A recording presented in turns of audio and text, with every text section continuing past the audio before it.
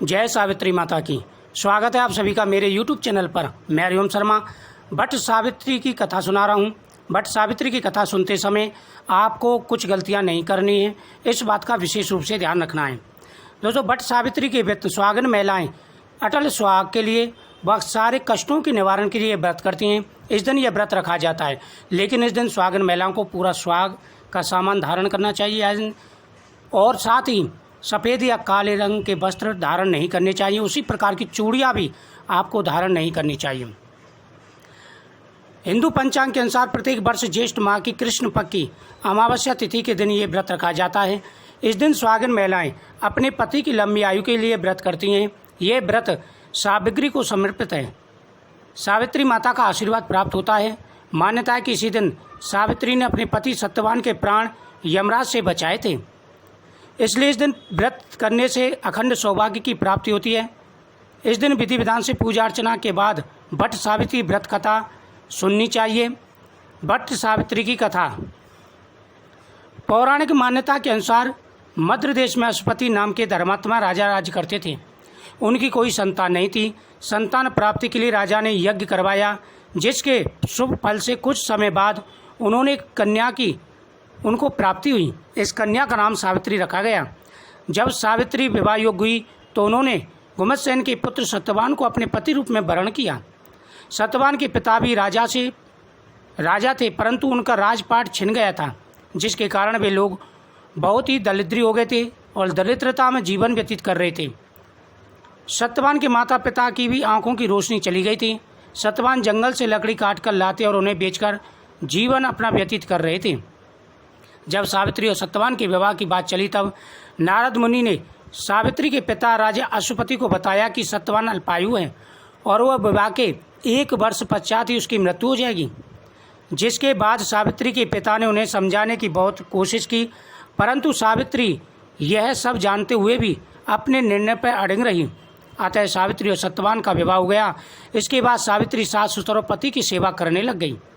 समय बीतता गया और वह दिन भी आ गया जो नारद मुनि ने सत्यवान की मृत्यु के लिए बताया था। उसी दिन सावित्री भी सत्यवान के साथ वन को गई। वन में सत्यवान लकड़ी काटने के लिए जैसे ही पेड़ पर चढ़ने लगा, उसके सिर में असहनीय पीड़ा होने लगी। कुछ समय बाद वह नीचे उतर आया और सावित्री की गोद में सिर रख करके सो गया। कुछ ही समय में उनके समक्ष अपने दूतों के साथ स्वयं यमराज खड़े हो गए। यमराज सत्यवान के जीवात्मा को लेकर दक्षिण की ओर चलने लगे। पतिव्रता सावित्री भी उनके पीछे पीछे चलने लगी। आगे जाकर यमराज ने सावित्री से कहा, हे पतिव्रता नारी, जहाँ तक मनुष्य साथ दे सकता है तुमने अपने पति का साथ दिया, अब तुम लौट जाओ।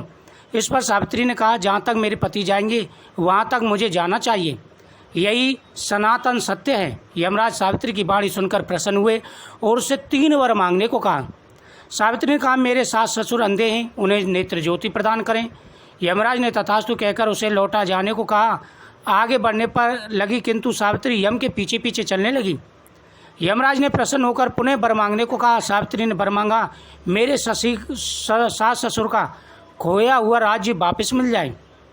उसके बाद सावित्री ने यमदेव से वर मांगा, मैं सत्यवान के 100 पुत्रों की माँ बनना चाहती हूँ, कृपा कर आप मुझे यह वरदान दीजिए। सावित्री की पति भक्ति से प्रसन्न हो सावित्री से तथास्तु कहकर, जिसके बाद सावित्री ने कहा, मेरे पति के प्राण तो आप लेकर के जा रहे हैं, तो आपके वरदान का सत्यता कैसे होगी, आपका वरदान कैसे पूर्ण होगा। तब यमदेव ने अंतिम वरदान को देते हुए सत्यवान की जीवात्मा को पास से मुक्त कर दिया। सावित्री पुनः उसी बट वृक्ष के नीचे लौट आई। उन्होंने पाया कि बट वृक्ष के नीचे पड़े सत्यवान के मृत शरीर में जीव का संचार हो गया है। कुछ देर में सत्यवान उठकर बैठ गए। उधर सत्यवान के माता पिता की आंखों की रोशनी ठीक हो गई। खोया हुआ राज्य उनको वापस मिल गया। बड़ा महत्व है इसका। इस दिन व्रत करने से हर प्रकार के मनोरथ पूरे हो जाते हैं और माता सावित्री का आशीर्वाद प्राप्त होता है। इस दिन 3 काम नहीं करने चाहिए। काले भूरे रंग के कपड़े नहीं पहनने चाहिए। वही दूसरा, काले भूरे रंग की चूड़ियाँ नहीं पहननी चाहिए। और इस दिन घर में तामसिक भोजन नहीं बनना चाहिए, सात्विक भोजन बनना चाहिए। और बड़ों को इस दिन सम्मान देना चाहिए और जो सामान मंस के दें, ननद या सास को सामान देना चाहिए।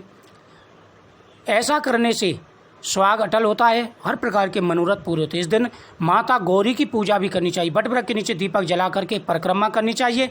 इस कथा को सुनने से हर प्रकार का मनोरथ पूरा हो जाता है। और सौभाग्य अटल होता है, हर कष्ट दूर हो जाते हैं। वीडियो को शेयर करें, चैनल को सब्सक्राइब